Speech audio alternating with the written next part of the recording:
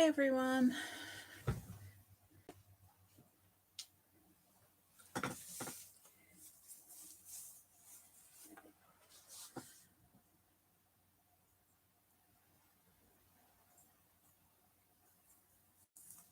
Yes, Martha, my Thanksgiving was nice. I hope yours was too. Hi, Linda.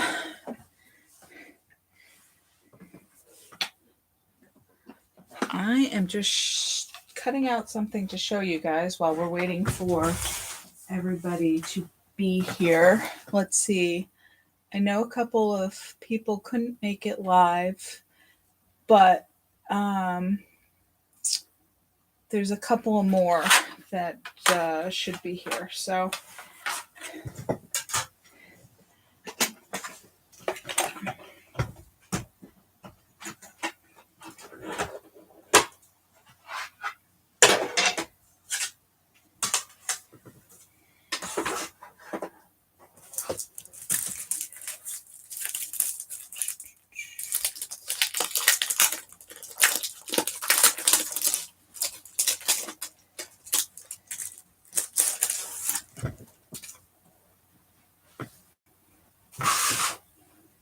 get everything spread out on my table for class, so I'm running out of room to maneuver.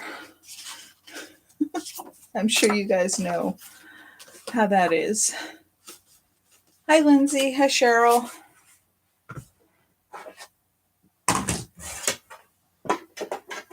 I am just waiting to hear from Kathy. And, I just realized something.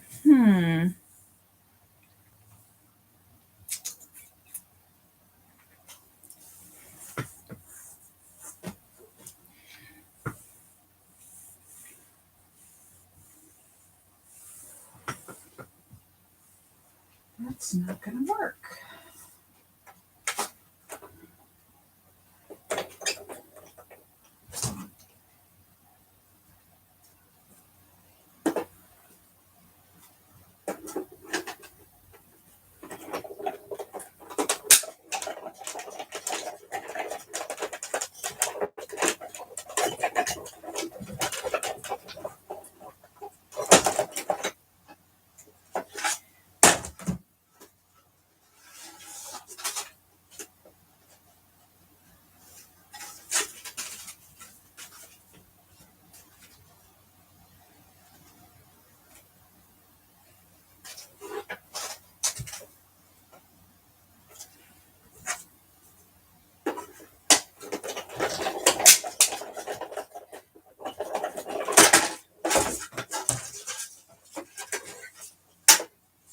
Yay. Okay, good.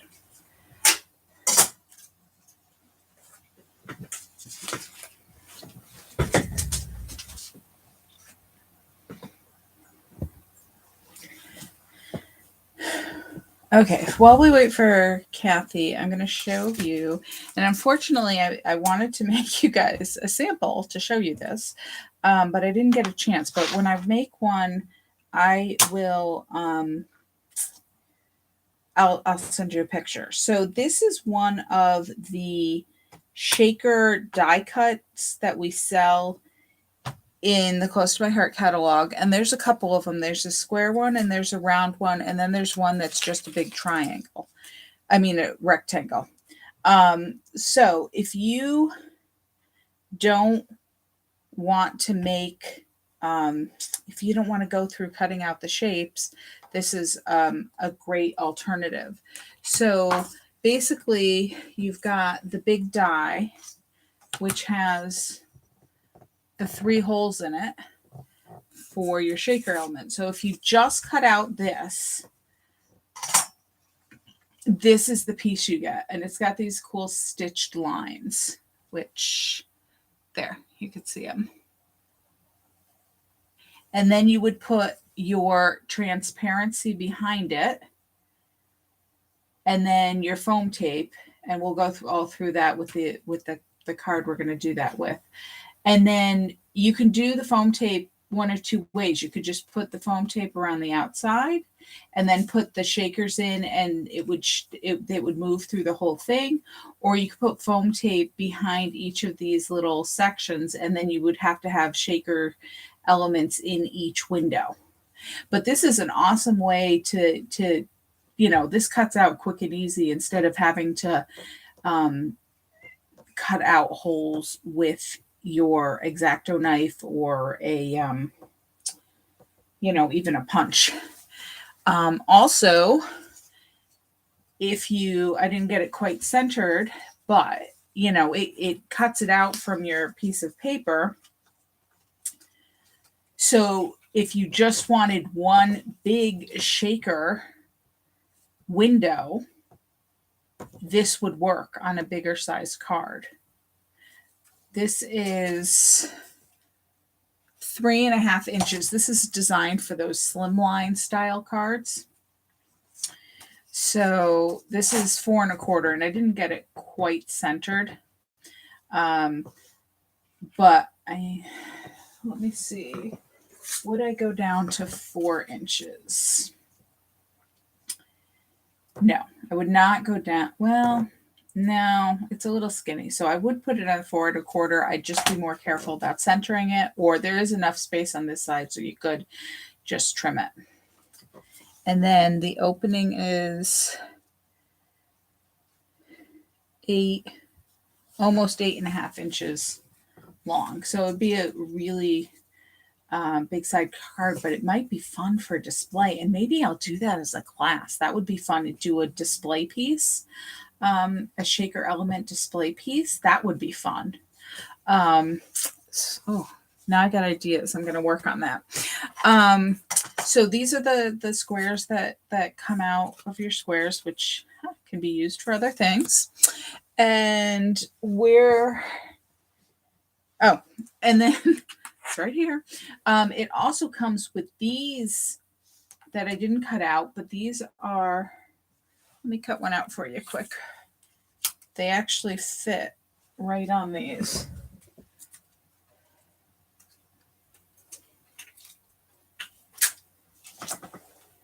I'm just going to tape it on here so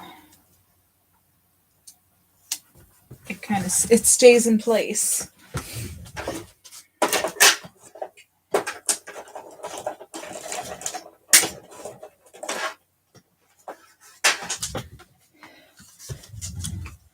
So I can see this is going to be fun, and I better set some time aside when I start playing with this. So you get, you've got a frame. If you wanted to do, just needed a frame, a bigger piece would make a nicer scallop inside. But it also cuts out this piece. So again, it's the stitch lines and the scallop. So you can use that for cards. And it fits in there. I would say, this would be a different design than a shaker. Or, if you wanted to put a shaker in the top and bottom, and you've got this design element in the middle, or vice versa. There's a lot of flexibility on that. So I'll make some samples and show you that. It didn't come in before I made the class samples, and life has been kind of crazy the last couple of weeks. So I didn't get to play with it, unfortunately. Oh, and the other thing is I just discovered now that it's longer than my Cuttlebug plates. I have the old traditional Cuttlebug. So, but I did discover, and again, I would use tape. So tape it to your paper and then put it through all the way, and it'll cut till this point. When it hits the end of the you can only fit this much on your plate. It'll cut that much on the plate. Then after you go through once, turn it around. And that's why you want to tape on it. I mean, you can kind of fit it in, which is what I did because I didn't tape. But obviously, if you tape it, it'll stay. So when you turn it around, you don't have to worry about it having moved. And then put it through again, the side that hadn't been cut out, put it on the plate, and then you'll be able to cut the whole thing. Now the new cutting machine from Close to My Heart is bigger.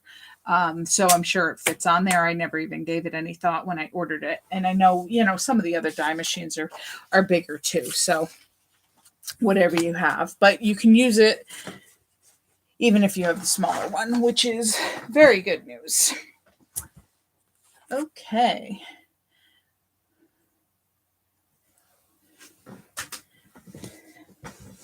I am going to get started here. Clear out all these pieces so I have room.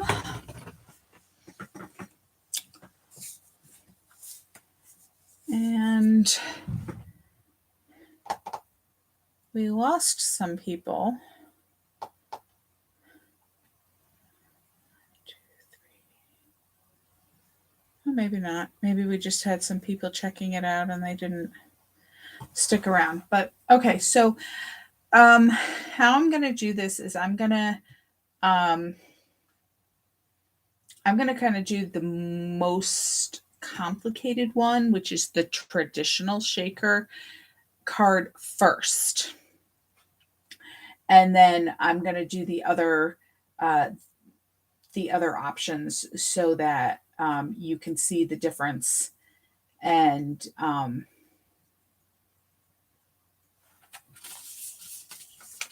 decide which one you like best.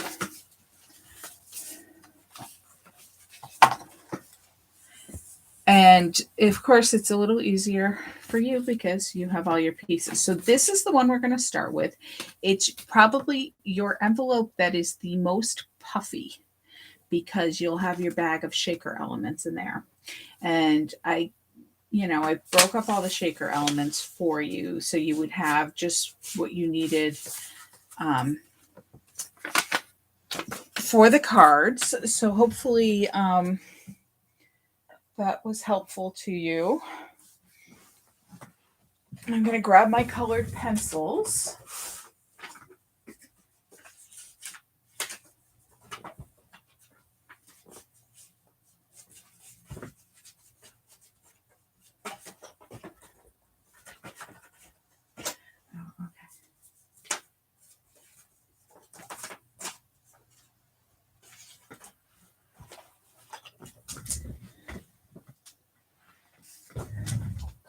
Okay, so I thought this paper pack, this is the Winter Wonderland paper pack. I thought the colors on here was pretty. I liked this purple. So what I did was I colored my house in purple. Now, you don't have to color these in. You can keep them uncolored if you want.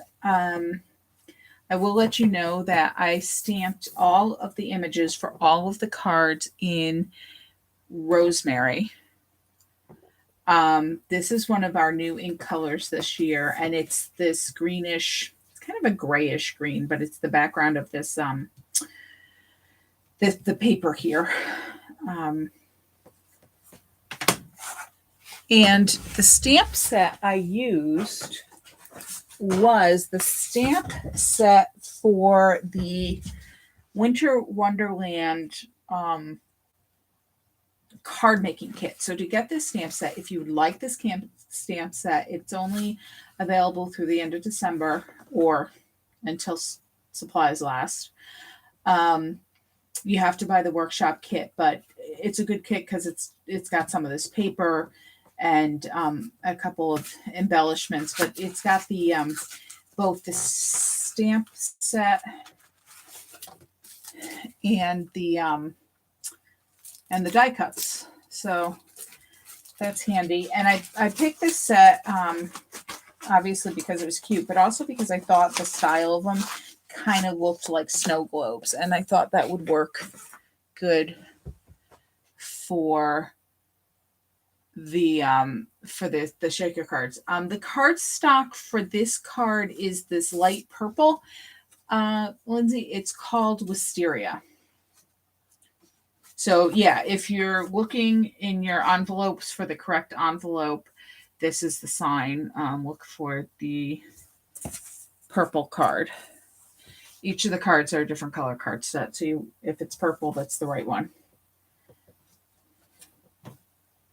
So the first thing I'm going to do is color my image. And all I'm going to do is color the house purple. In my hometown, there's a purple house. Well, there was when I was growing up. I don't know if it's actually still there. This is the shortest colored pencil in my set. So obviously I use this color a lot.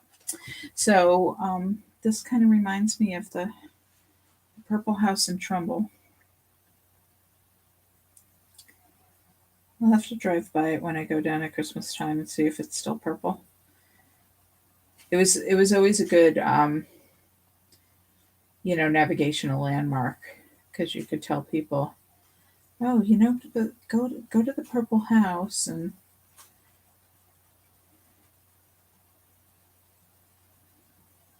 I don't want a bold color. I want a light color like the cardstock. So I'm just coloring it very lightly. And then I'm going over it a second time to get any area I might have missed. I'm actually going to go the opposite direction because it's a big area.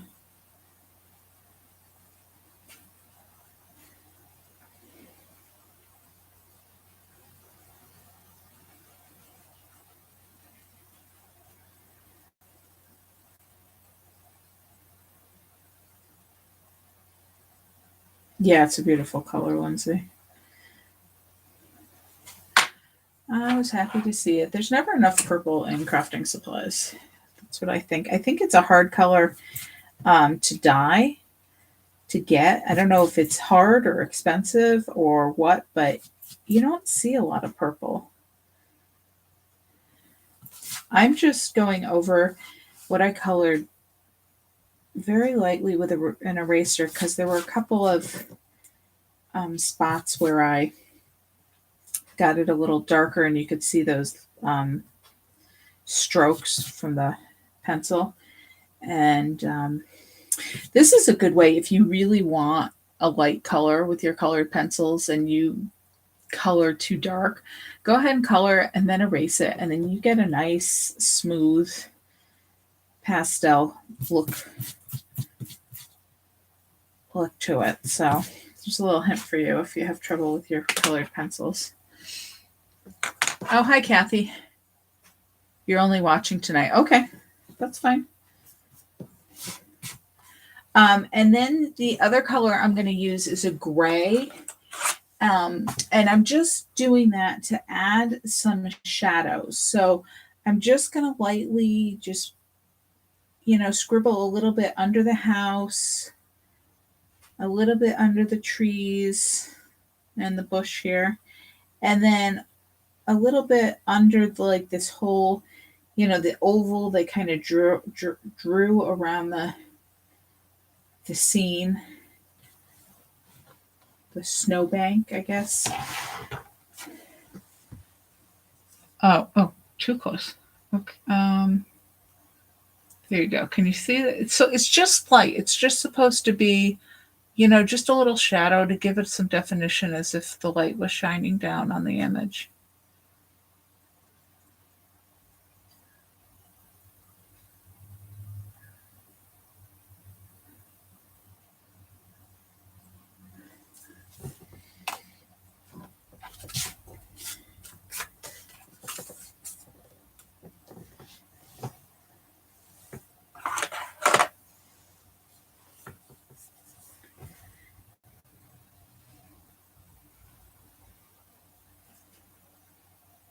I'm going to put my card together next.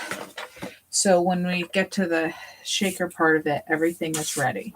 So actually, let's go ahead and start on the inside. you see I stamped a couple of trees, and I did not put any, I did some decorating on the inside of these cards, but I didn't put any greetings because I didn't know if you guys wanted to use them as Christmas cards because they would work as Christmas cards, but they're also just kind of wintry cards. So they could be a thinking of you or a, you know,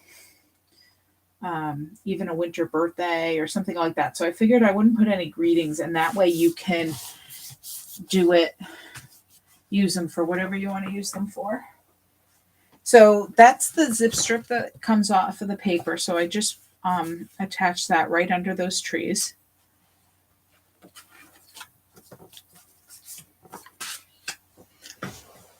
And then our cardstock is double-sided, so the usually the darker color is the actual color of the color, a shade of the color.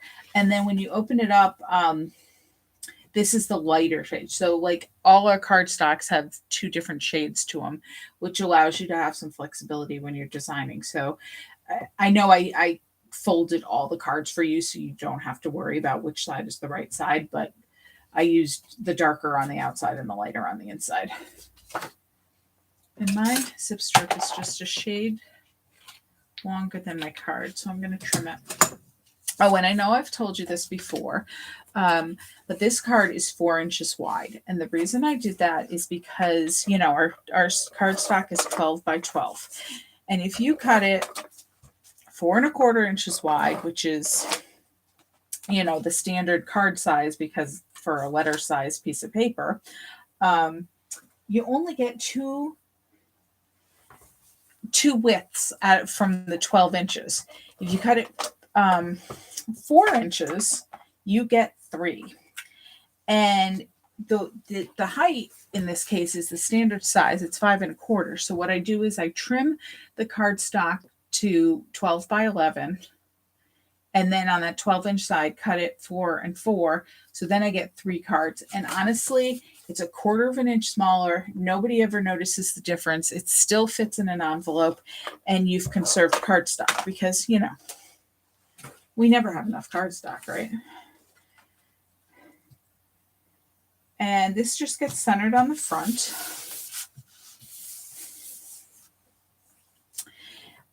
This is shimmer trim. It comes in this width. It's like the ribbon. So it has, oh shoot, I should have told you. If you haven't glued this down yet, don't glue it down. But I'll show you what to do if you have. I always forget to tell you that. It has plastic back. It has sticky on it and the plastic backing over the sticky. So I know it's a little challenge to get off. I'm actually going to have mine go across the whole card since I did not trim it. If I hadn't put the paper on first, see, I just put it the width of this paper. You could put it on this paper, trim it, and then attach it. But because I forgot to tell you to do that, I'm just going to go across the whole width of the card. If I wanted to, I could put it down and use my X-Acto knife to like cut it there, but that's kind of a pain in the butt. And heck, let's make it easier for ourselves, right? So that's about 3/4 inch up from the bottom.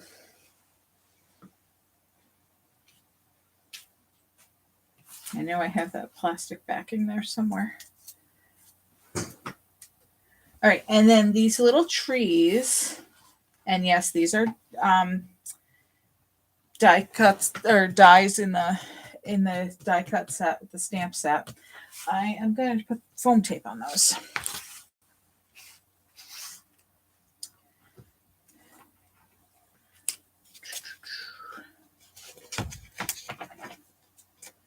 I'm just going to cut a long skinny piece off of my roll.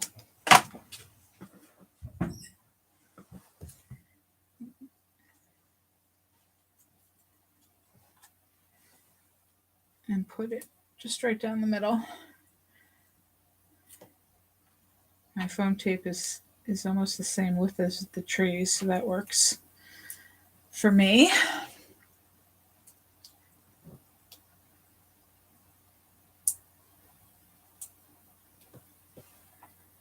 And I'm just going to place them so a little bit of the bottom of the tree is over the silver.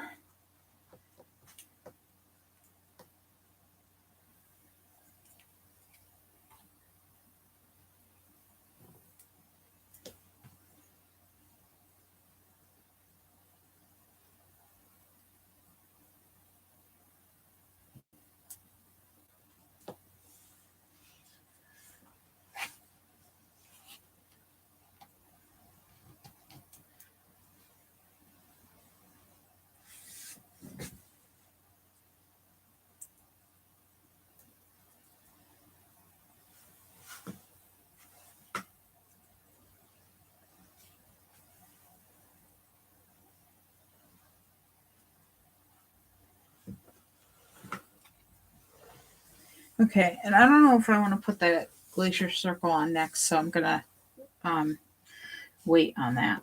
Okay, so now you need to find your piece of transparency, and this is just this is a lightweight one. It's and I have to get some more of this. You know, transparency sheets like in the good old day with the overhead projectors.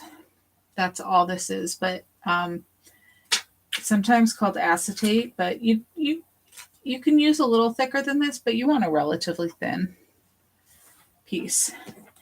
And this is where I told you to get some 1/8 inch tape.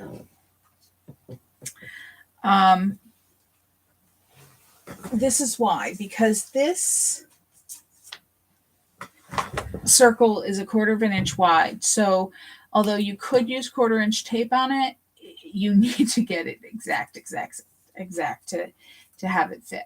So the 1/8 inch gives you some wiggle room. If you don't have 1/8 inch tape, you can use glue, and you would just put a thin bead of glue around the whole circumference of the circle here.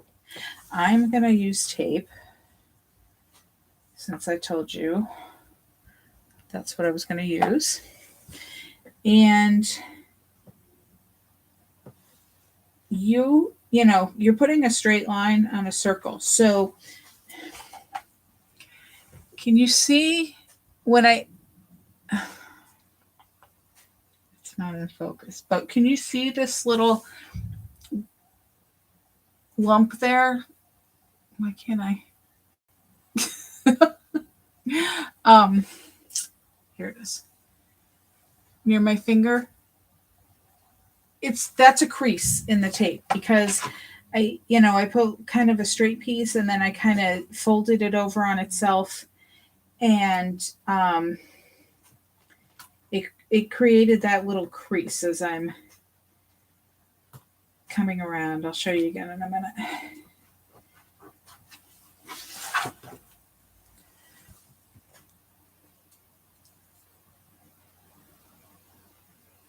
Oh, there we go. See those creases? You're going to get those as you wrap your tape around. So basically, that's fine. Just press them down.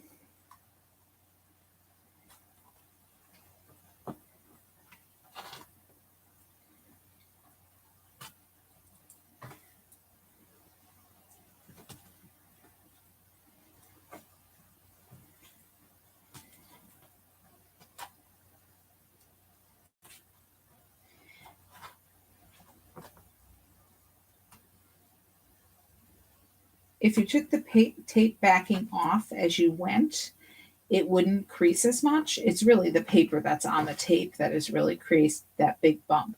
But if you do that, then you get your fingers in the tape and it might not stick as well. And so you don't want to do that. Now I'm going to overlap my tape a little bit. It's not actually going to stick to itself, but when I take that tape backing off, we can stick it down. And you can see it's I just cut my tape. I ripped it, but you can cut it just a little bit longer over the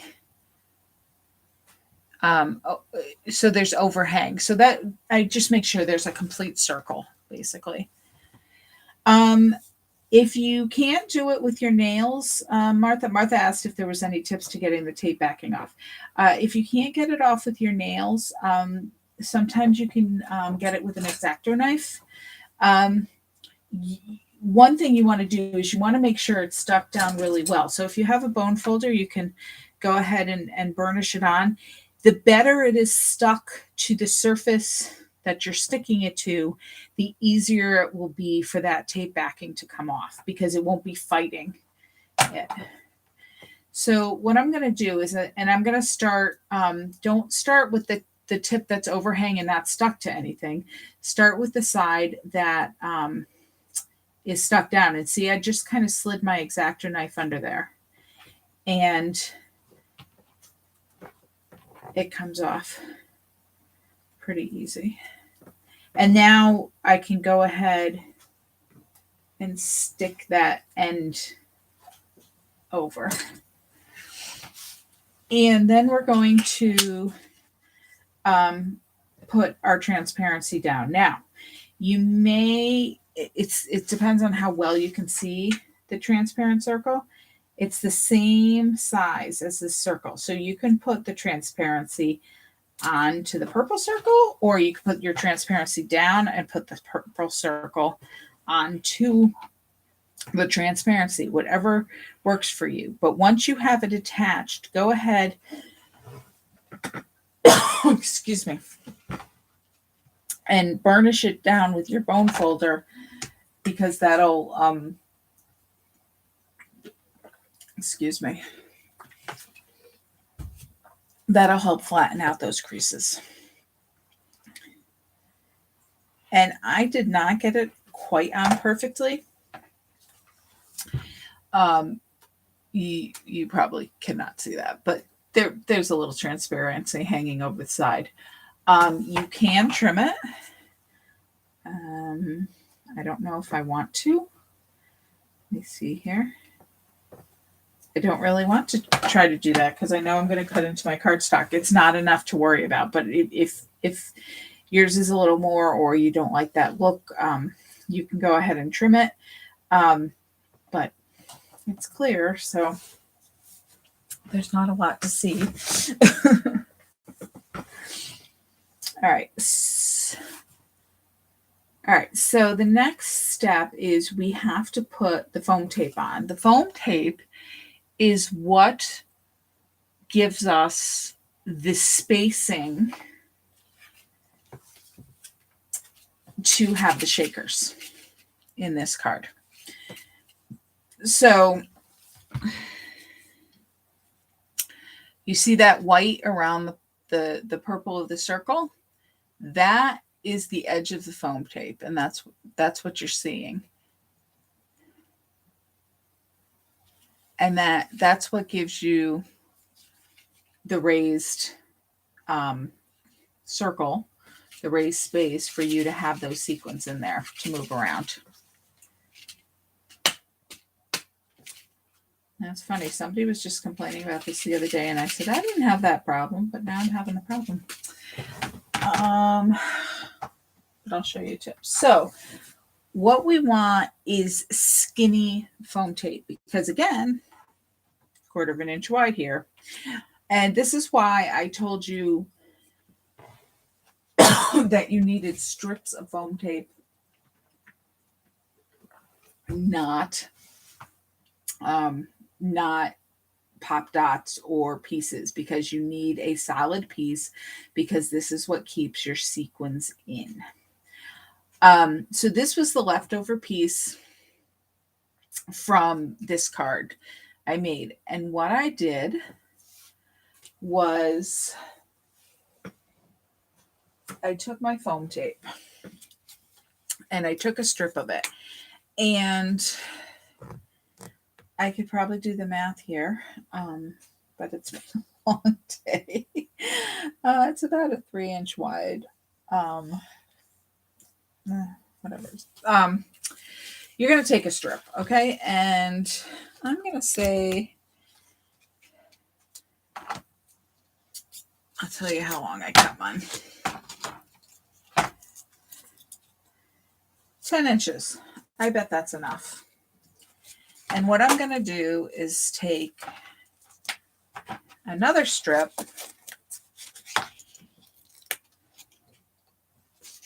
Okay, this is not cooperating the way I thought it would.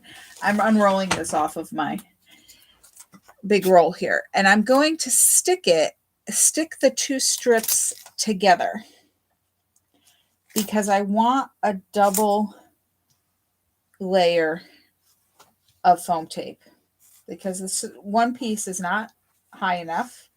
You may have skinny foam tape and might want to do 3 layers. I'm just going to do the 2 because I am going to warn you about mailing these shaker cards. They are thicker, so you probably have to put them in a padded envelope or some padding in them, and then the postage costs more. So warn you about that. It may be a card you want to hand deliver. Okay, so I have my 2 layers here. And then what I'm going to do is cut it really skinny.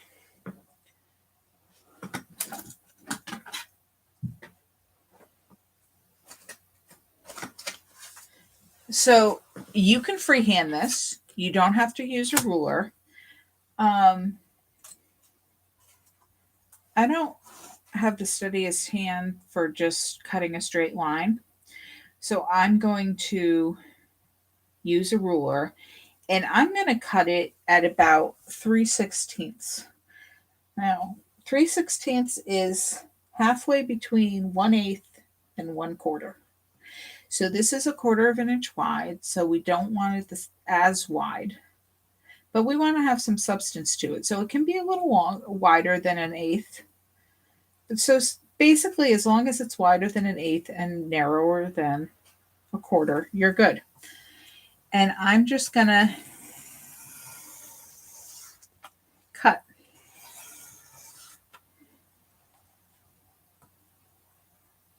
Now my ruler did move there, so I'm a little wider here than up here, but that's okay. That doesn't matter. Now I can use this for other. I cut mine 10 inches, which I'm pretty sure is going to be long enough, Lindsay. I'm going to give you guys a minute to catch up and cut your foam tape.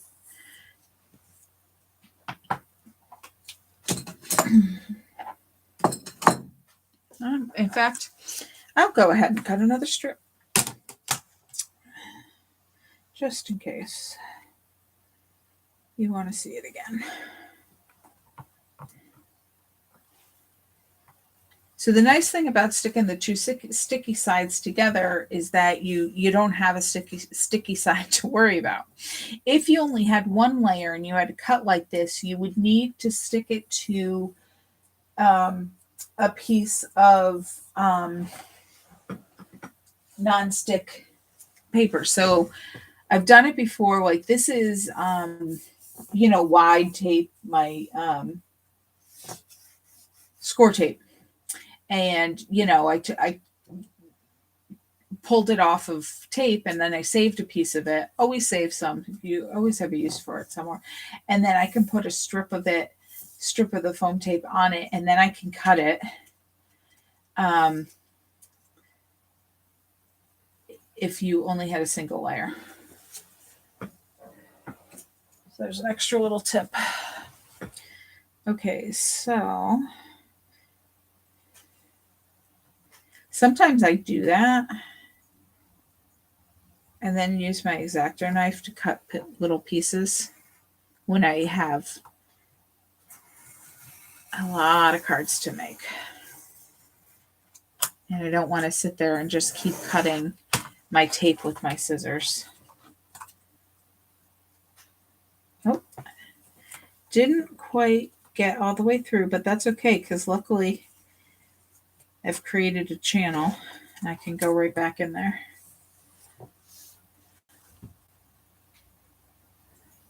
So that's how you can get your foam tape to be any width you need it.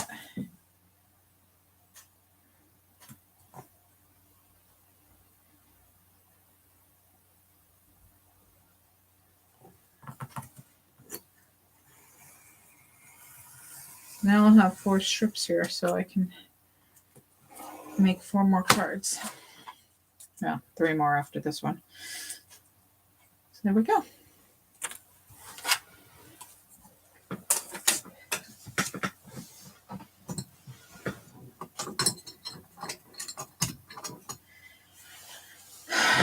So definitely the most important part of the shaker cards, and the part that is easily forgotten, would be to make sure you put your transparency down, because there have been times where you put the shakers in and then you realize you didn't put your transparency on your top layer and you got nothing to keep those shakers in.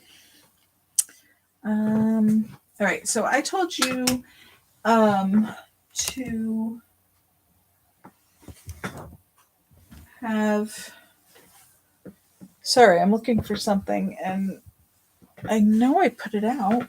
Oh, it's up here. To have a dryer sheet or an anti-static pouch. And we sell these if you don't have one of them. They were traditionally used for embossing. So embossing powder can stick places where you don't want it to stick.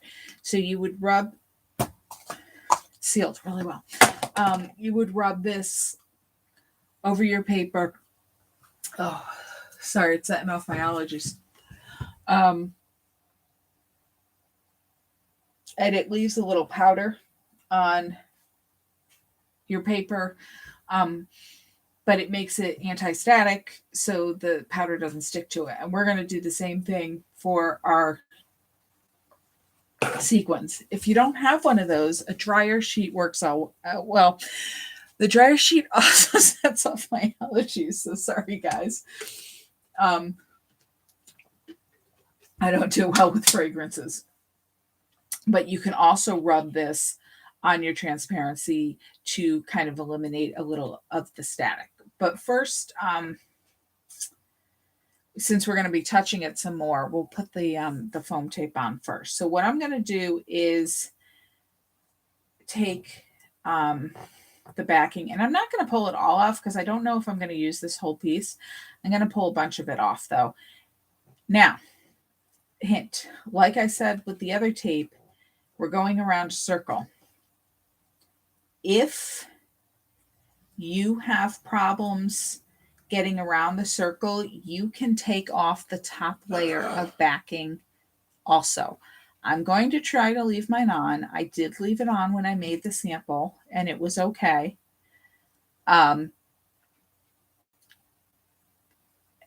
Because I don't want to expose that sticky before I have to. But if you do have trouble shaping it, you can take it off. And I'm just going to start any place. And I am going to, just like we did with the other tape, I'm going to try to stay on the purple. And I'm looking at the outside edge because it's a little easier for me. And go around. Now you can see that tape is buckled, or that backing is, it's coming off and it's buckling. And that's fine because we're going to pull it off, but I'm just going to keep on as much that stays on for now. Again, so my fingers don't get into that sticky if I can avoid it. And this is the advantage of the cutting it so narrow, is that it is easier to curve it around the circle. Haha. Well, I am glad I guessed right, because I would have felt really bad if 10 inches wasn't long enough, because I didn't actually measure it. I should have measured it when I made the sample. You know, sometimes we say to ourselves, we're going to do that. Oh, you should do this because this would make sense. And I'm sure I'm not the only one who doesn't get done everything you say you're going to do. All right. So I'm around to the beginning. You do not want a hole. These shaker elements are a little bit, there's some tiny ones in there, but they're a little bigger. So it's not as bad as some of the other cards we're going to do. But you still want to get into the practice of having a complete circle. So I'm going to cut this, but I'm going to cut it just a smidge longer than I think I need. Just a little tiny bit, because, here's the thing. When I cut things, I think that's exactly the right length. Oh, that was a pretty good guess. You really need 9 and 8.5, I guess, but better to have a little more, and you can use that on something else. Anyway, what I was saying is, it's I don't want to cut it a little short, so I'm gonna, and you can see that paper is just popping off. I am going to shove it in there, and it is not going to fit because I am a little too long, but better to be a little too long and to cut again than to be too short. And if you're just a tad too long, cut that at an angle. You can usually shove it in, but I cut mine at an angle, so.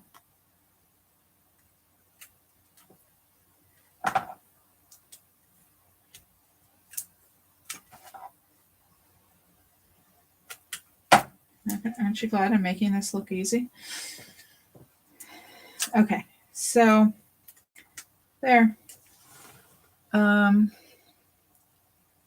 There's the seam. So you want to make it meet.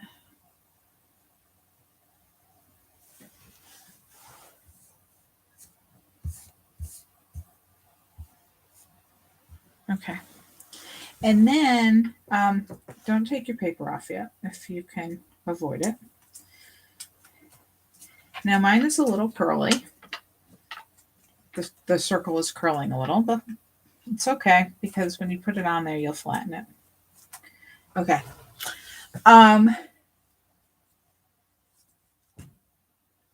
This is where you will take your dryer sheet and you can rub it. Now, only rub it lightly because it can scratch your transparency.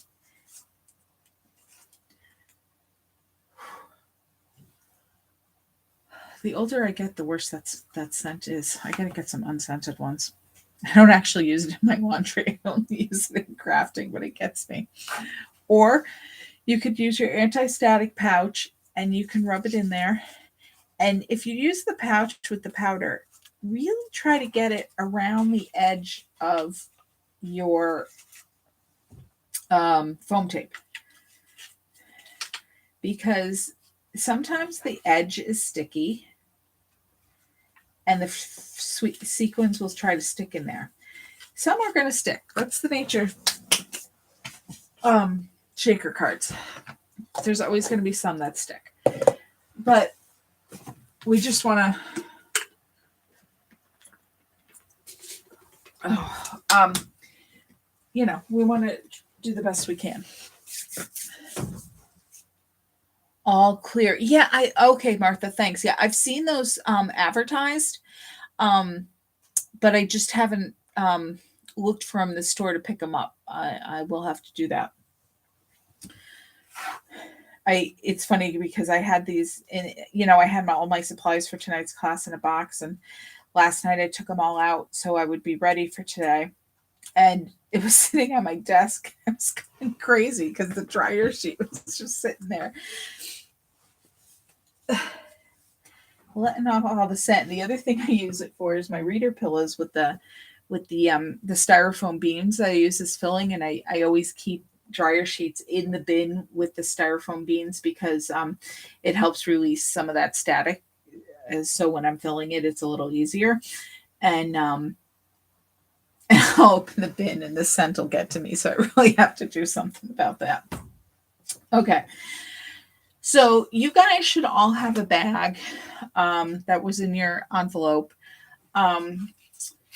with your shakers. And this card does not have a ton of shakers in it because, you've got an image in here. So you don't want to fill up. You want to still see the image. If you think I gave you too many, you don't have to use them all. If you want, you can dump the whole bag in there, they may stick to your bag a little bit. So I actually rubbed a dryer sheet inside the bag before I put them in to try to release some of that static. But if you do have trouble, you may want to do that. I did not have a little baggie left over from me. So I'm just adding some here. Now, the reason I left the backing on the foam tape as best I could to this point was because you don't want to get these sequins on the back of your tape. So whether you pour for the bag or you use your fingers like I did, just be very careful to get them as much as you can in the center of your transparency, away from the edges, so they don't stick in the tape. And these are the loose sequins that Close to My Heart is selling right now. You can see that there's different shapes. I think that we don't have the julep ones anymore, but it's got the gold and silver and a couple of different colors. And we've used these in a couple of projects now. And they're nice because there's a couple of different sizes and there's little hearts in there too. So they're cute. So when you've got them in there, you want to pull your backing up. Now pull it carefully. You don't want this to move a lot and shift your sequins. And you're going to make sure you turn it upside down so the house goes down. And this circle is, again, the same width as your transparency and your purple circle. So all you have to do is put it down onto your foam tape, and you have a little shaker circle. And this would be cute if you didn't want to put this on a card. You could, this would be a cute little gift tag.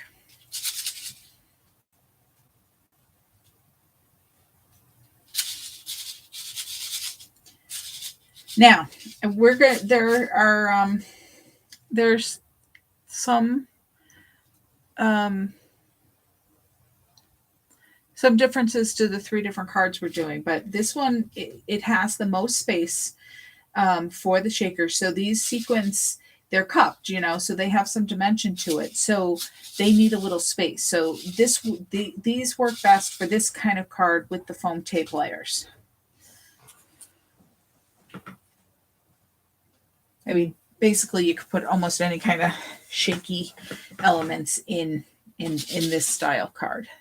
Or an ornament that, oh my God, that would be adorable, Martha. And I know somebody who's on this class right now who loves making ornaments for her family. So maybe next year, because I know she's already made almost all of them for this year, but maybe next year we have a new idea. Okay, so now that this is together, we're just going to finish making up our card. So I told you both our cardstock has a light side and a dark side. I want the darker side, so I'm going to put my adhesive on the lighter side. This is Glacier. This is one of my favorite colors. And you're just going to center it left to right and have this about the same spacing at the top. And then we're going to put, now don't, careful when you're pressing down on this because, you have a hole, so to speak, in the middle. I just want this to attach really well, so I'm putting a lot of adhesive on it. Probably overkill. And I'm going to center this on my Glacier circle. Now, I used all circle dies to cut out these circles for this card. So I have a set of circles that I cut, obviously the biggest one out of the Glacier. I used the same size for the white that the house is stamped on, the transparency, and this purple. And then what I did was, let me show you, because I want you to be able to visualize it in case you do it yourself.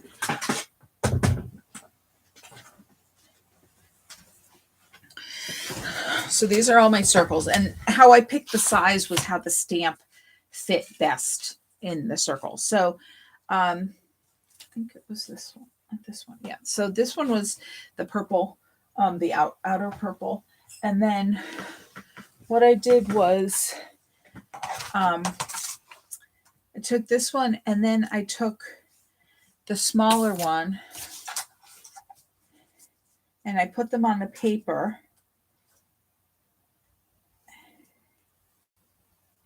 I'm going to tape it down so you can see. And then I centered it, you know, right in the middle there, and I taped it down, and I put it through, I keep putting it too high. I put it through the die cutter like that. And that's what cut out the you know, the circle, the well, the outline, I guess. And I mean, it looks skinny here, but you know, when you look at the dies, those are actually the blades, the raised part. So you can see there's a 1/4 inch between them. So that's how I got that that open circle there. You could do the same thing with punches if you had various size punches. Punches, you kind of do the opposite. When you do the punch, you actually punch the smaller inside circle first, and then you center the bigger circle over the inside circle.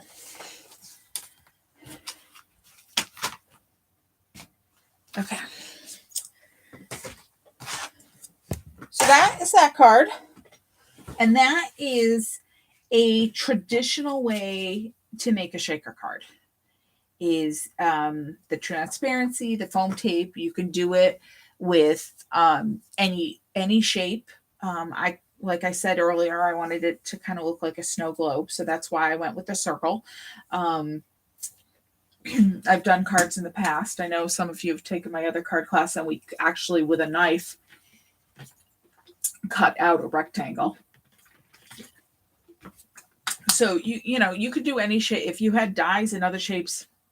Another idea I had was like, you know, you could do a heart, Valentine's Day, do a heart, you know, flowers, whatever. That'll work. All you need is the different layers. All right. Is anybody way behind and they need a few minutes?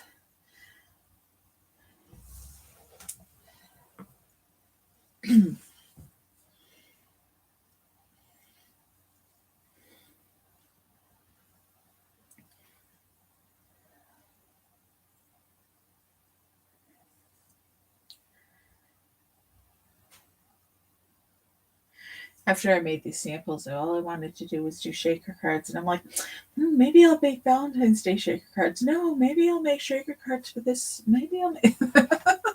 Of course, I haven't made any other ones because things have been busy, but someday I will have time to play around. And I do want to play with that other die to show you, so... Okay, if you have any questions, let me know. So, in my opinion, that's the most challenging way to make a shaker, just because you have to futz around with the foam tape. Of course, if you're not doing a circle, there's not quite as much futzing, but no matter what shape, the important thing is to not have a hole in your foam tape. But I wanted to think about, well, what other ways can we do shakers? So this one is done with, okay, so, oh, sorry, this envelope has the glacier, the light green greenish blue cardstock in it. And this should be a pretty skinny envelope. And I actually made your shaker element for you in this, and because it was just easier to make it for you than to pour all of the elements in the bag. And because we're using these little super tiny beads, I didn't want you to have a explosion in your card kit when I mailed it to you.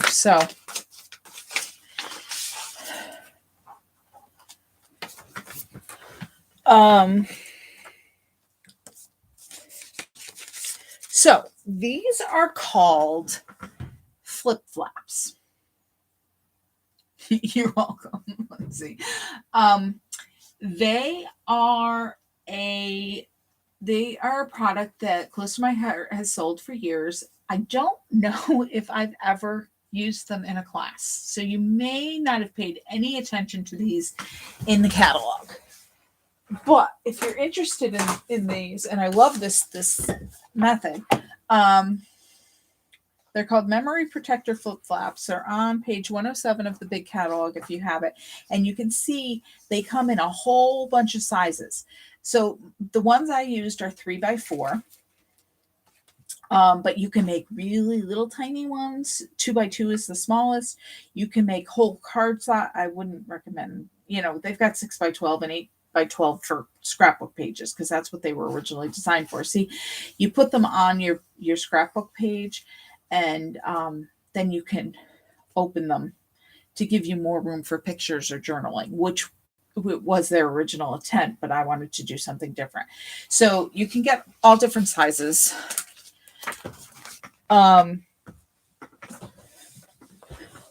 So it's basically it's a plastic envelope because you're supposed to put your 3x4 picture in here. But I thought it was a perfect envelope to put shaker elements in. Now,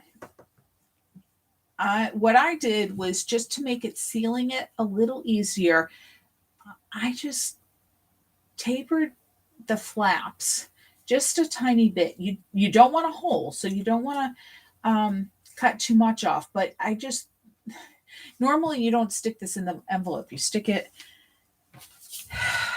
to your page or your card this way, and it flips. And you could put your pictures in it, and it doesn't need to seal because you're not putting shaker stuff in it. But we need it to seal, so I need to tuck this in. So that's why I'm just trimming the ends of this. So I can once I put the stuff in it, I'm going to fold these in side, and then it's got adhesive behind this white, and I'm going to take off that backing, and then I'm going to seal it. What are they called? They are called, no, not flip flops, flip flaps, because it's a flap. It's a flap that you flip.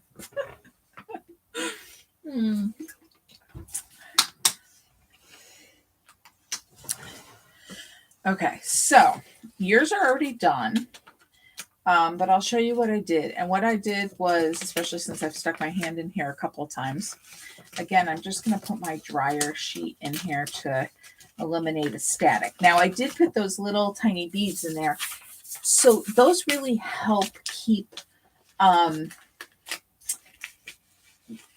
things moving along. I will have to say, though, because this is a flat envelope, essentially. I mean, it's going to have a little bit of depth into it once I put stuff in it, but it's essentially flat. So I didn't put sequins in this one because the sequins, have dimension to them, and they're going to get stuck in there, and they're not going to move around. So this is something to keep in mind when you, when you decide what kind of shaker elements you want to use. And I'm going to put down a piece of scrap paper here in case I drop some, which of course I will. Now these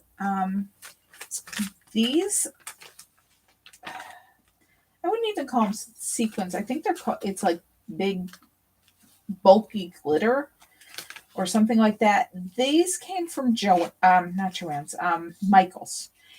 Michael's has a whole display. They don't have much paper crafting stuff anymore, but they do have a whole area of glitter and this bulky glitter stuff, and these beads. So if you're looking, we do have some stuff in the catalog, but if you're looking around for a different variety, go look at Michael's, and they have some fun stuff. So that's what these silver and turquoise kind of pieces, that's where they came from. And these beads also came from Michael's, same sections. They're the Recollections brand. Actually, I think those are too. They're in a different bag. And I used a little bit of teal. What? You don't want to put too much. That was probably a little too much, but and some of the light purple. It's one of these, if you've ever seen the like a spice jar kind of thing. There's a hole in each section and you turn it around. Make sure you seal it. So those are fun. And those you can really use in any of the kind of shaker things. And then these are snowflakes, and we do sell these in the catalog. And they are also flat, so they work. Now, I find whenever I pour directly from the container, I always put too many. So these are just little spoons I have. And I spilled a couple of those snowflakes, so I'm going to try to get those in there. Okay, so that's it. This one you could put a little more in. We're not covering up an image. But you want them to move around. You don't want it packed. So what I'm going to do, now I tried this 2 different ways. I haven't decided which way I like better. But I tried putting the flap in first and then pulling off the backing. And I've tried pulling off the backing and then putting the flap in, which I think I like better. So I don't know why I'm doing it this way. But if your flap isn't exactly flat, which I do have a bulk here, it's okay. That backing was sticking to my... And you just want to burnish it down really well. You want a really good seal there. You don't want anything falling out. So that was, take the backing off, stick it there, and then you have a sealed envelope. Now, obviously, I touch this a lot, so those things aren't moving really well. Sometimes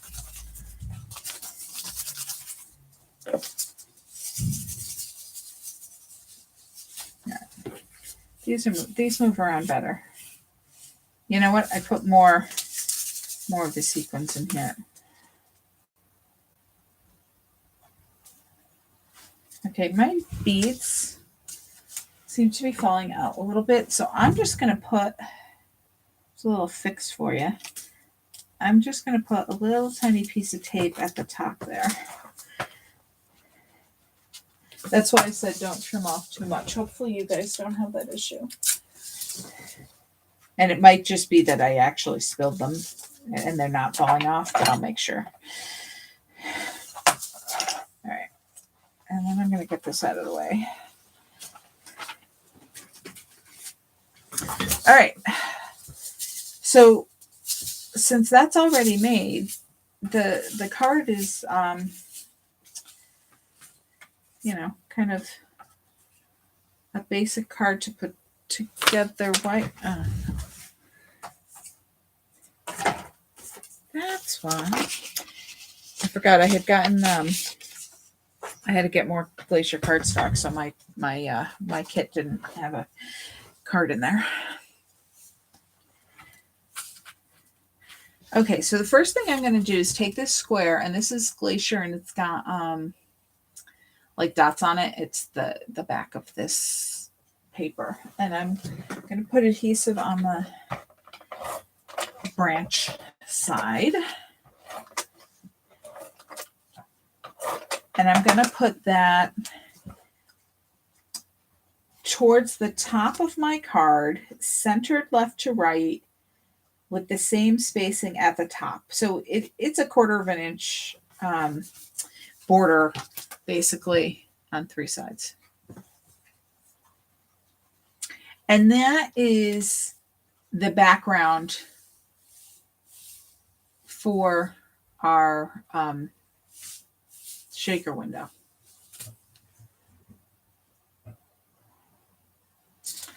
And now we're going to actually attach our shaker window, to the back of our circle piece. So we make sure that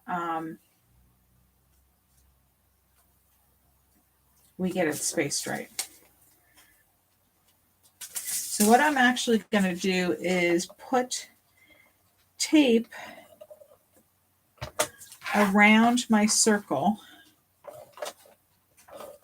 and I'm putting it around the perimeter of the circle here on the Glacier side of the cardstock.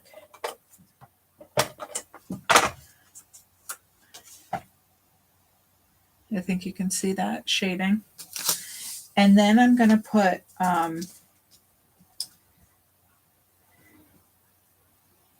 my window in. Now, this is bigger, obviously. It's longer, but that's fine. It's just going to move around. If you were buying them a certain size, you could actually make the whole rectangle. And the one thing I didn't mention before is when you get the flip flaps, and some of you have the flap,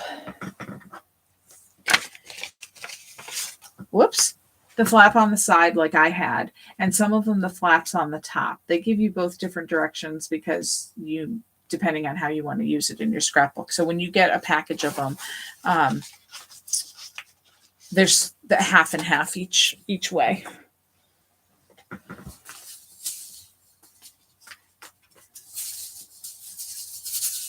So there you go.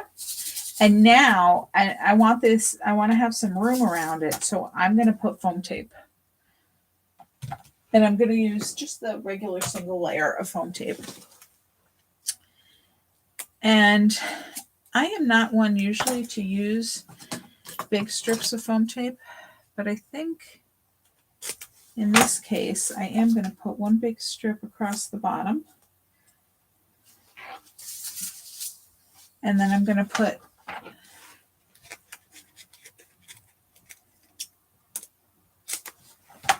a square in each corner up here.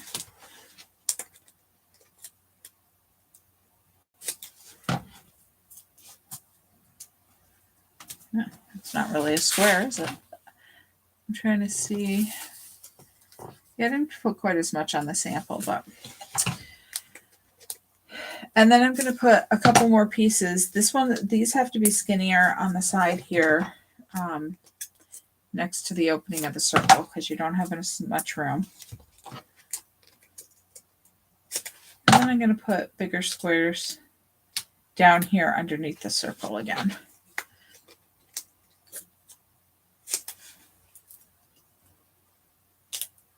And then maybe a piece in the middle here so it doesn't collapse on you. So that's probably the most foam tape I have ever put on a card. I'm just pulling the backing off of it over my garbage can here.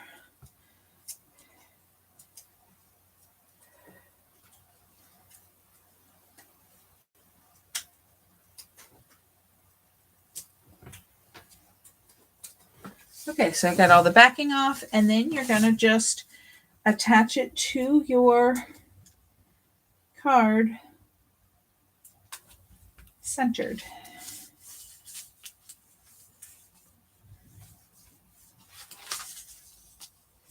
And there you go. Hours of entertainment. Oh, I probably should have put a piece right up here at the top.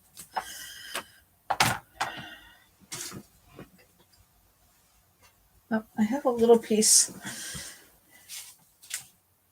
that was on my roll, so I'm just going to stick that back there. You'll be fine without it, but... And then I'm just going to pull off the backing.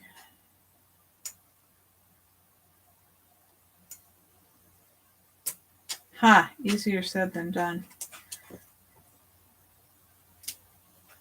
Okay, well, it doesn't want to stick to the plastic. So I'm going to put it sticky to the paper. And then, well, that isn't much easier, is it? There we go.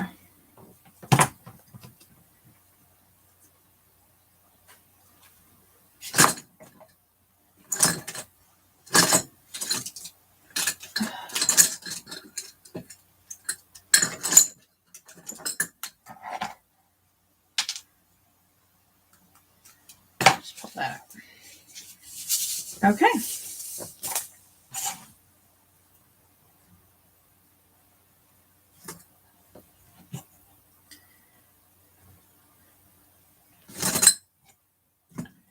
And then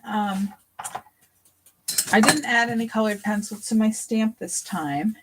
I did use foam tape to attach it over my circle here. However, like I said before, this is now thicker. You've got only one layer of foam tape. It's a little, a little thicker because of the shaker element. So if you don't want it to get any thicker, for your envelope for mailing, you may want to just glue this stamped image down flat. But what the heck, I'm going to go ahead and put foam tape on it.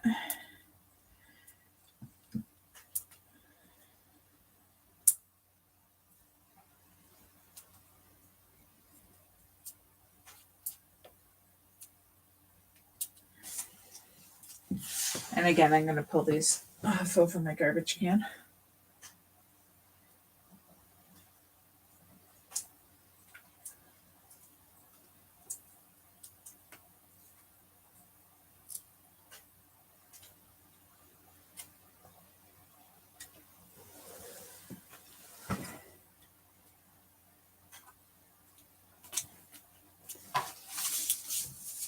Okay. And this is the purple circle that came out of off of the other card. I chopped it in half to put half on the front here.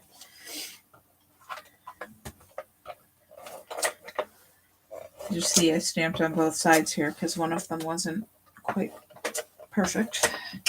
Oh, I put foam tape on mine. But you can do yours flat too if you prefer.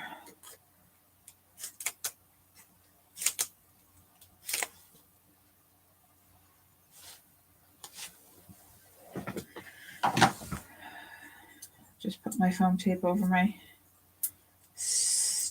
tape.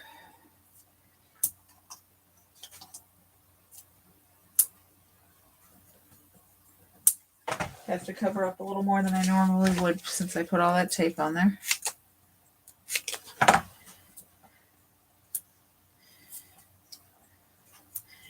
It's always when you put a lot of tape on there, you decide you don't need it, right? It's kind of like today when I was taking out stitches in my sewing. It's always annoying to take it out when you put extra stitches in there.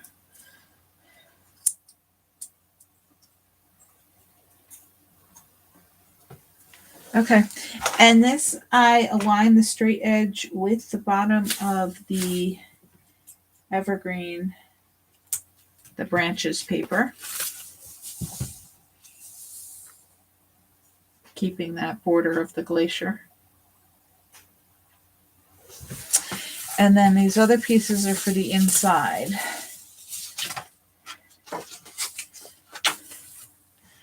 And so you're going to put the strip down first.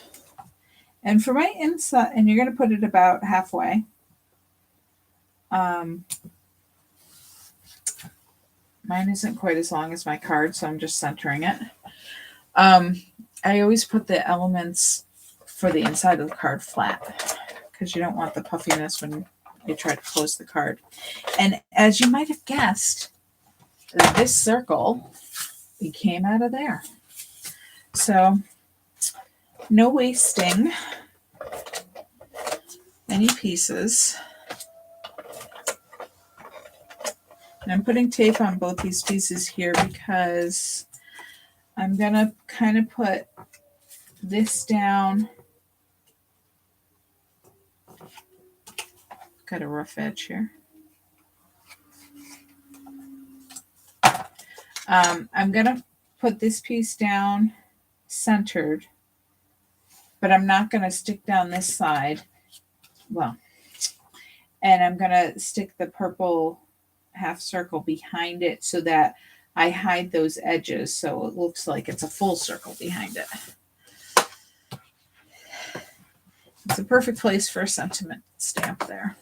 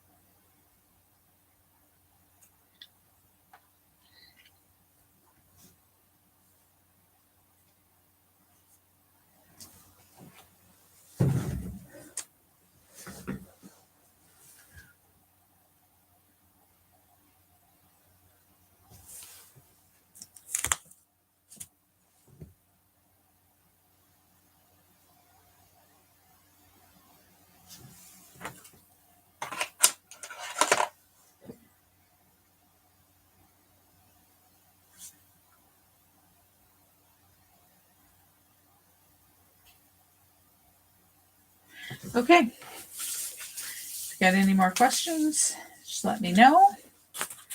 Okay, and this one I think is the easiest one of the three. And this is really cool. I just love this idea. This is you need your piece of vellum, and that piece of chipboard I put behind the vellum was simply so to give the vellum support and that so it would travel okay. So you don't need that piece for the card. So you need the envelope with the white card in it.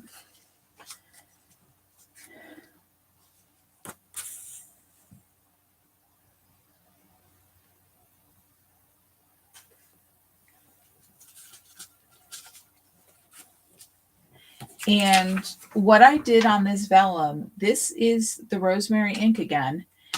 And I stamped it and then I just let it sit for a while to dry. It takes a little longer to dry on the vellum than it does on regular cardstock or paper because it has a little bit of a coating to it. So you just have to make sure that that you give it that drying time. But it didn't take a ton of time to dry. So we're going to need our scoreboard. And this is going to be this is the, the background to here. And hold on, I just want to make sure. Yep. And so you want to cut your vellum, and you want to cut this piece like just slightly under. So it's 4 inches wide, not even 3 7/8, maybe 3 15/16, just a shave shorter than what your final measurement would be. So just a hair shorter than 4 and a hair shorter than 5 1/4. And then you cut your vellum an inch wider. And I'll have all these measurements to send to you. But that'll tell you how to cut them. And what we're going to do is we're going to score our vellum. Now, hold on, I have to think for a minute. Because we're going to do the opposite of what we normally do. You got to be careful when you're scoring your vellum because it can rip easily. We're actually going to score the back of it. So, not that it makes a big difference because you can see the stamped image clearly on both sides.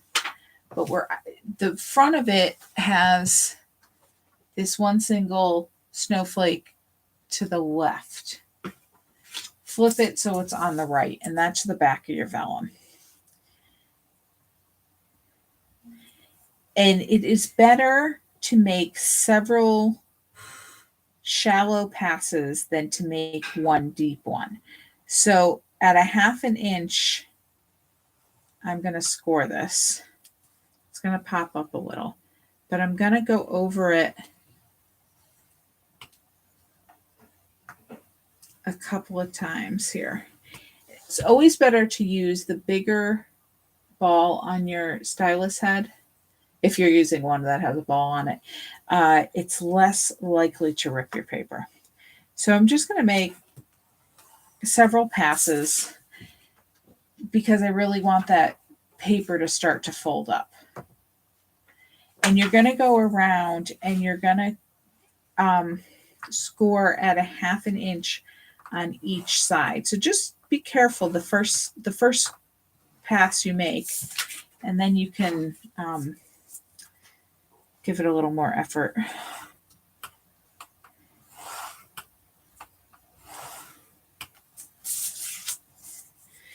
Vellum's pretty strong paper, but it's a shaker card. You don't want any rips in it. In fact, I probably should have given you 2 pieces just in case.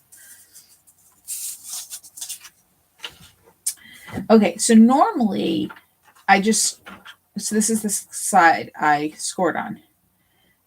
Normally, you would fold towards the bump, but we're not. But this time we are gonna work with the impression we already made with the score lines. And the first thing we're gonna do is we're gonna cut right across each of the corners on a diagonal, right across that X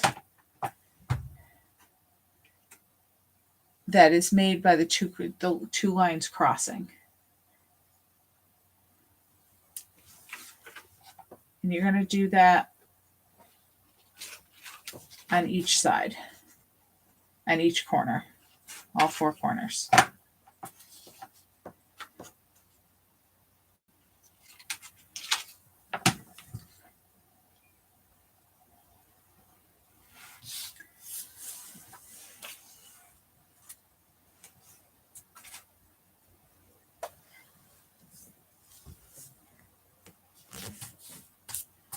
The next thing we're going to do is you can use your 1/8 inch tape or your 1/4 inch tape or your 3/8 inch tape.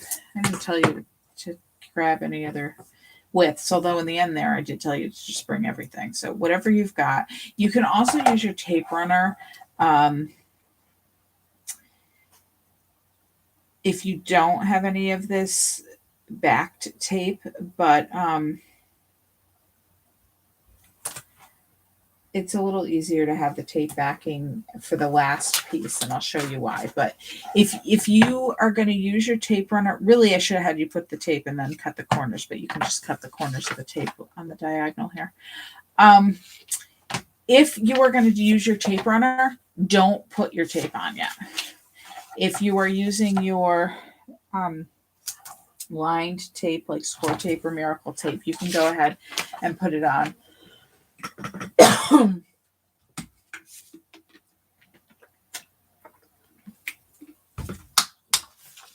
Dryer sheet is still here.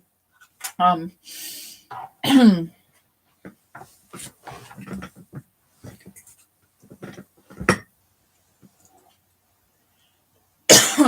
putting it closer to the cut edge of my vellum, the edge of the vellum, as opposed to the score line. But if you have a narrower tape, put it right down the middle. It's not hugely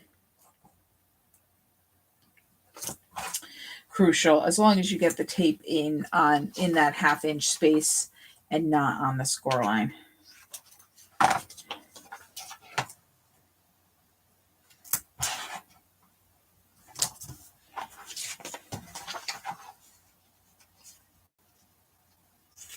So there you go. It's back. Well, yeah, it's actually the front, but the tape is on the back.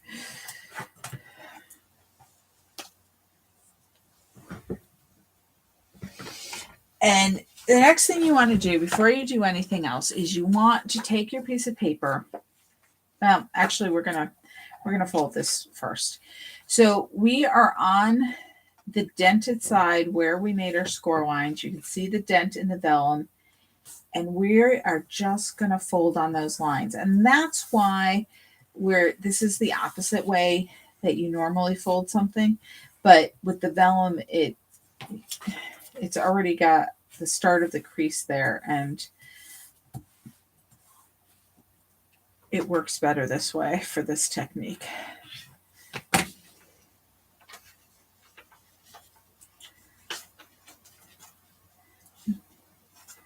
That one I feel like it's crooked. But it's not. So just go ahead and fold on all 4. Crease it well. Vellum creases really well. So if you do miss and it's not quite even, you can adjust it a little bit.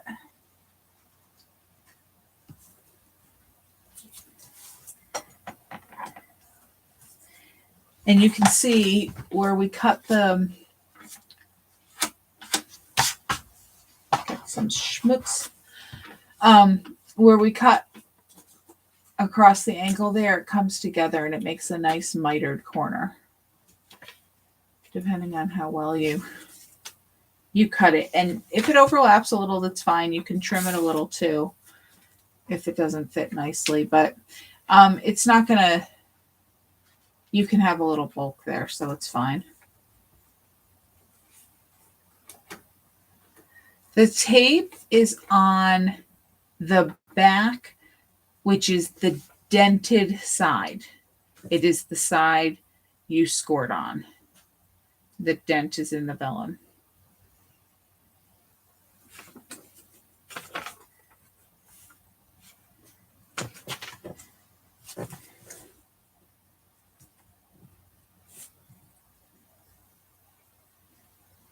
I look at mine and it doesn't look square, but it is, according to the cutting mat anyway. Okay, so you've got your flaps folded over.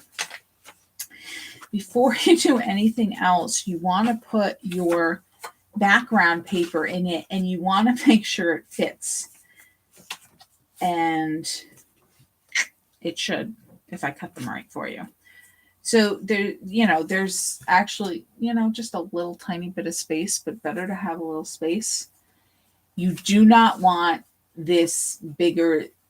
It needs to fit in between those folds. So if it doesn't fit, you need to trim it so that it does. It needs to be perfectly flat. You got that? Understand what I'm trying to say anyway?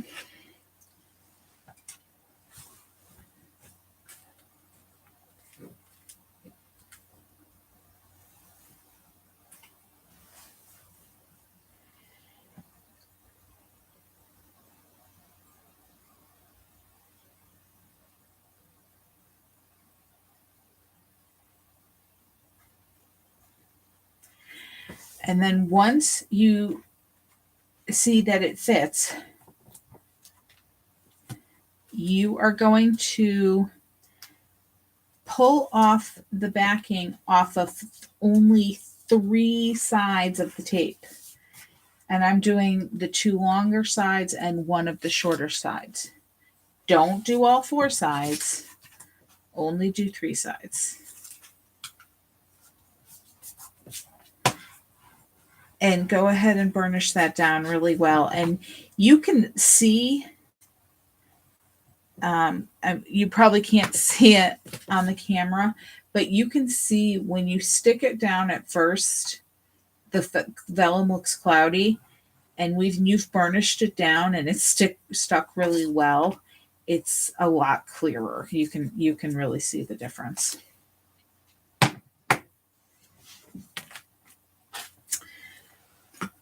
So I've just got the top. You can, if it's your bottom piece, the snowflakes are close to the top. If it's your bottom flap, that's fine too. It doesn't matter. But you must keep one side open. And then what we're going to do is pour the shakers in this way. So this one, I did use sequins because it can be a little, the other one needed to be flat. This one can have a little more dimension. So I'm going to use some of my sequins. And again, I just made you a little bag, so you should be able to just empty your bag in there. The vellum, you don't have to worry as much about static as the plastic. So you shouldn't have to use your anti-static bag or your dryer sheet on the vellum. It should move just fine.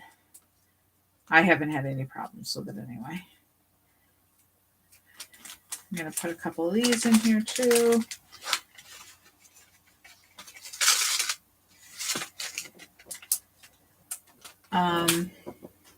What else I didn't put any beads in there, but what I did put with this collection, which is called, I don't know if they still have them, they're just glitter shapes, and it's stars and hearts, I think, maybe just stars. And I got this at Target of all places, but I got it a while ago, so I don't know if they still have it. But you can find, glitter is so popular now that you can find all sorts of shapes and colors in all different places. And I was in Michael's the other day and they did have some cool stuff. So, and like I said, we have some glitter and sequins in the catalog too. So this one you can put a little more in there than in some of the other ones, because you've got a whole hard surface to fill up. This one is the easiest one to put the stuff into. Okay, so once you have it in, then you can take, shake it down to the bottom, away from your opening, and you take your tape backing off and fold that down and burnish it. And that's it.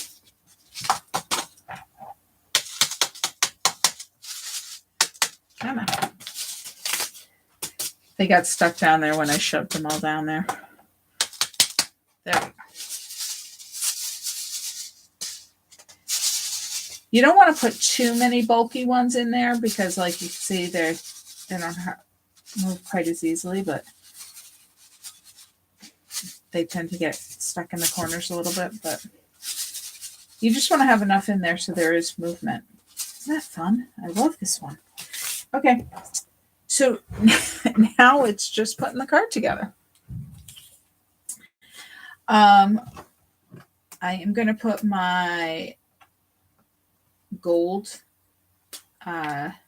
shimmer trim on, and this is, again, the ribbon. It has the sticky on it.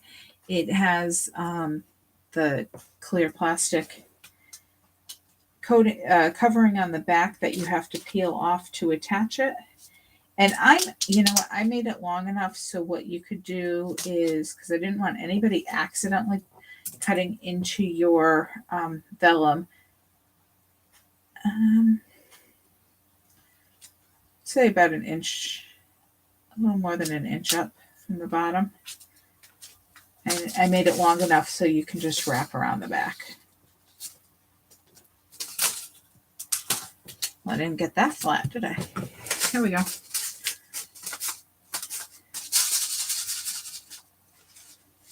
If I hadn't already started my Christmas card, I would totally make these as my Christmas card. But maybe I'll switch them. Who knows? I probably should have had scrap paper underneath because, as you can see, I have glitter. Oh, somebody told me a tip that lint brush. If you have a lint brush, you can roll your lint brush over your work surface to pick up all your excess glitter. Since I only have a couple of pieces here, I'm going to use this piece of tape. But once you use glitter, you guys know, once you use glitter, it's there forever. Okay. Now I'm going to add some of those gray shadow accents with my colored pencil on my snowman.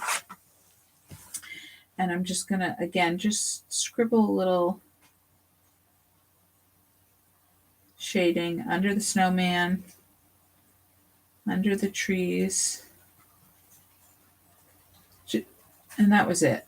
Because this is cut out so close, you didn't need to put shading under.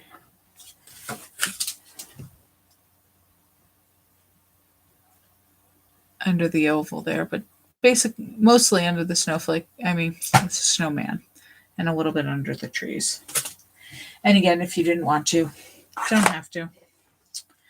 And I put all of these guys on with foam tape. So you've got these little tiny trees. Oh, I guess this is the only stamping I did, and that was with the glacier ink, as opposed to the rosemary, which is that darker green. So I'm going to put foam tape on all three of these pieces, as well as this Hello Friend.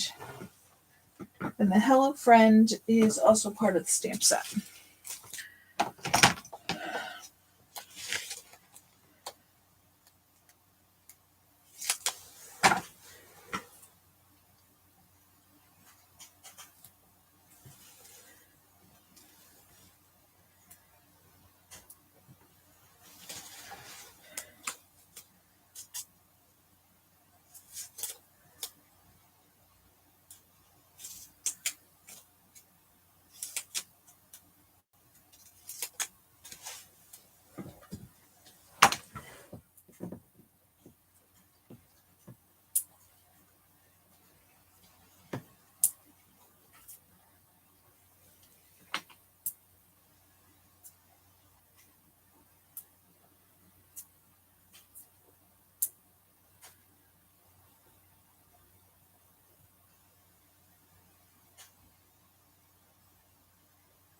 I'm just not going to put any foam tape right here in this area that dips down, because you can see on here the tree is going to go back there, and I want it to be the tree to fit in that area and not have to worry about any foam tape. So I'm just going to kind of leave that area a little clear. And if you wanted to test, see, that's even a little too much there. If you wanted to test where the tree was going to go, you can see it. Actually, I guess I could put it down lower. And the tree will be behind there. And that's just so you don't have two layers of foam tape on top of each other. making things uneven.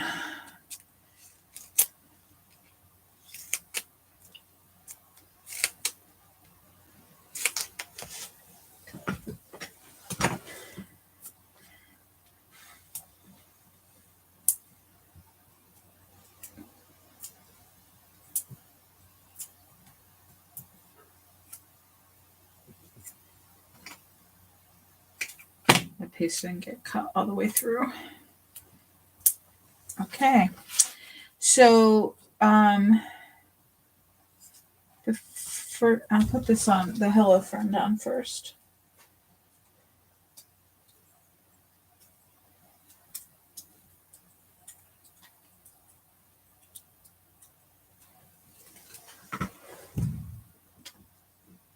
And I'm going to put that near the top, right along the edge, and not cover up either of the snowflakes that I stamped.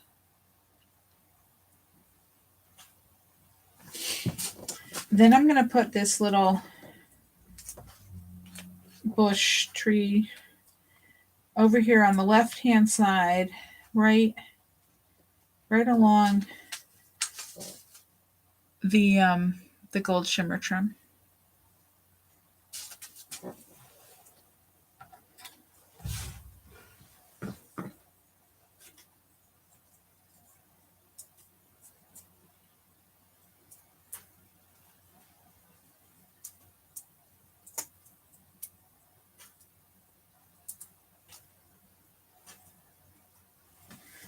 And then I will put my snowman, and I'm going to put him about, I guess, halfway on to the gold shimmer trim.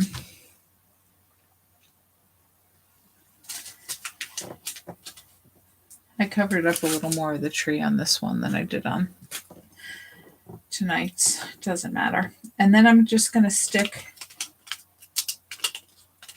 this guy behind, and I just want it so the bottom of the tree, there isn't a hole there. You know, it looks like the tree is behind it.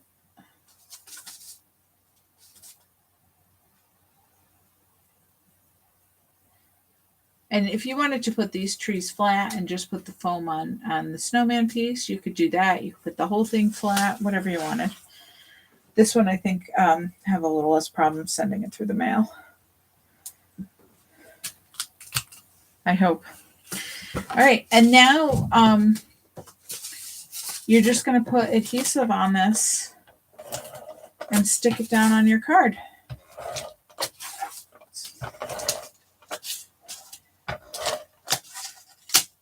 Oh, I never finished saying that if you didn't have the tape and you were using this, obviously after you put you probably figured this out for yourself, but after you put the shakers in, you would then put your adhesive on that final flap and then fold it over. All right. And then I'm going to start at the top of the card where the fold is. And I'm going to line up the top edge. And if there's any differences in the width, like it should be about the same width as your card, but mine is just a sliver over on either side. And that's just because the way the vellum folds over. But, I mean, it should be fine. You can see that my vellum is a little over.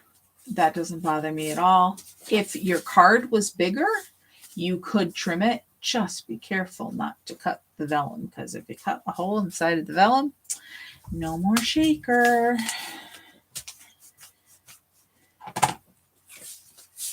And then we're just going to put these pieces on the inside. And if you wanted to wait, like if you were going to stamp something on this piece and you wanted to wait till you stamped on it first to make sure your stamping was perfect or acceptable, as the case may be. I'm putting the adhesive on the the lighter side.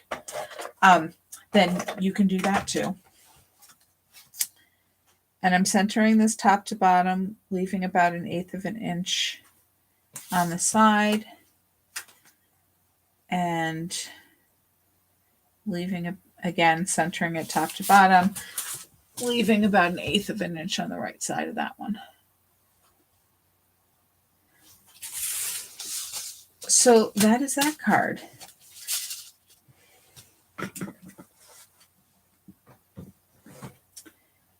So I hope you love these shaker cards, and hopefully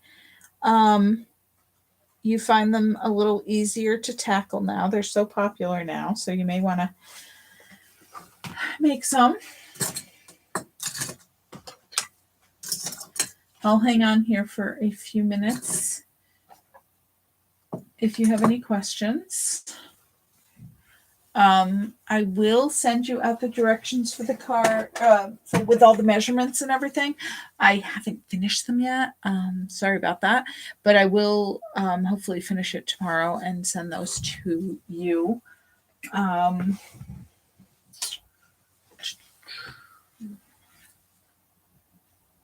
Let me look. We were having a Cyber Monday sale. I don't know if you guys got the email from from corporate about the sale. Do you guys get those emails? I get them. You should get them.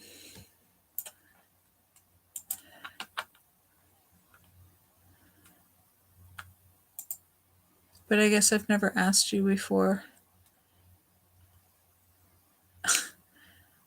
The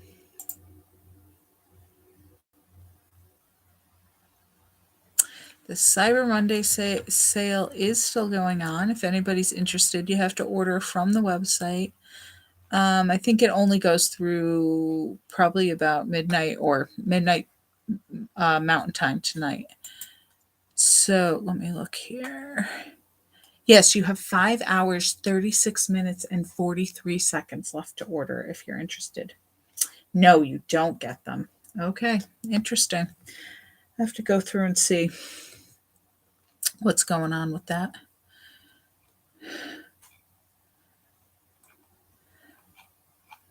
Like I said, I will also make some samples with this shaker card die set. If you're interested, see if you like those. There is some confetti on sale. Some heart confetti and some gold star confetti. And there's some little tiny beads, but I don't know how big they're called bitty beads, so they should be pretty small. These don't have holes in them. I think that's technically a seed bead.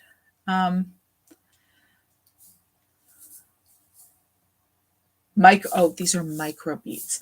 Anyway, we have bold bitty beads that actually do have holes in them on sale. They could go in a shaker element. I would guess they would probably fit in that, and they would definitely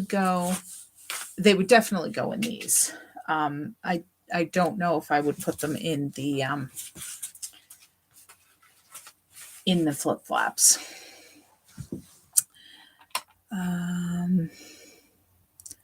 There's some shimmer trim and some embossing folders. So if you're interested, you can do some shopping. The catalog, the current seasonal catalog, goes through the end of December. So if you wanted this set or this paper, you have some time. They have been selling out of stuff, but I don't think they're out of stuff now. So you still have some time to shop. The other thing I was going to ask you guys was, this time of year is weird because I know everybody's busy. And I have not come up with my next card class. But I didn't know if anybody was interested in a card class in December, or if you'd rather just skip the holiday rush and wait until January. So I could do one in a couple of weeks. Like on the 14th is a Tuesday, it's 2 weeks from today, or um, and I mean, obviously the recordings stay online, so you can watch it if you're not available that night. But I don't know if you'd rather do one in a couple weeks or just wait till January. So um, obviously, at this point with the late notice, I'd have to hurry up, and you have to use samples that or supplies that I have. I wouldn't have time to order, but that's okay because I did order the other paper collection that is in the December catalog, November December catalog. I'm looking for it here because I did intend to do a class with it. I just haven't obviously haven't done the samples yet. So so this is called Candid Moments. So it's oh, you don't see that. That's just my problem. So it's got some fun colors and some fun papers in there. So I was going to do a card class with that. If there's anything in particular you want, let me know. I was going to do a different kind of shaped card with that. And I will do a Valentine's Day card in January. Okay, what do we have here? We vote skip and wait till January. Don't think I'd do live in December. I would rather wait till January, but excited for Valentine's Day. Beautiful paper. Okay. So that's kind of the feeling. I thought that, I know December is always so busy. So I will work on samples and I will wait till January to do classes. I will probably still do a class with this paper, but I'm going to let you know if you like this paper, it is in the November, December catalog. So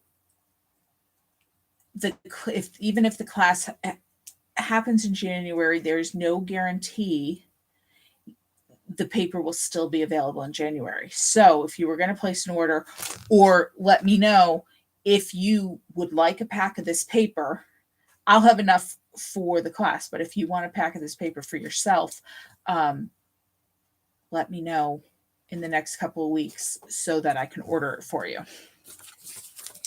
That's the trouble with the 2-month catalog. I'm always struggling to get the class done when the supplies are still available for you. I also want to do another class with distress oxides, and I'm actually gonna. One of the class supplies you'll get in your kit is a couple of pads of the distress oxide, so you can go ahead and play along with me. Because I am having a good time. I'm just thinking I made some samples the other day.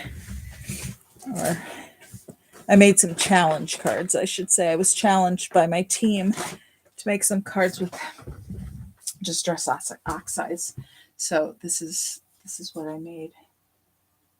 Aren't those backgrounds gorgeous? I don't think they even look as good on camera. They look good on camera, but they don't look as good on camera as they do in person. And of course, those are the same sequins we used in our shakers. They're just glued onto the cards.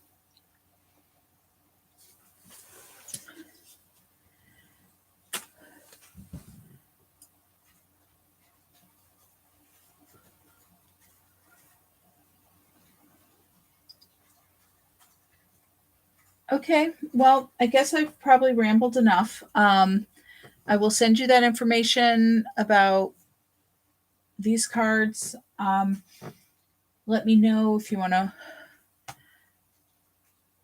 place an order. I will be traveling for Christmas, so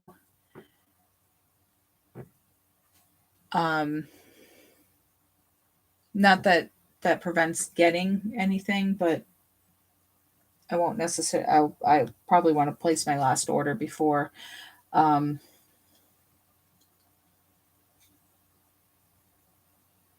sorry, my words aren't coming to me. I'm trying to figure out my schedule before I leave. But I was going to say, um, lately they've been doing a Boxing Day sale, which is the 26th, the day after Christmas. So keep an eye out for that if you just want to check and see if they have any goodies left after Christmas that they put on sale.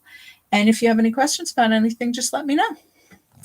Have a good night. And if I don't see you before the holidays, have a wonderful Christmas and New Year's. And hopefully, I will talk to you all soon. Bye.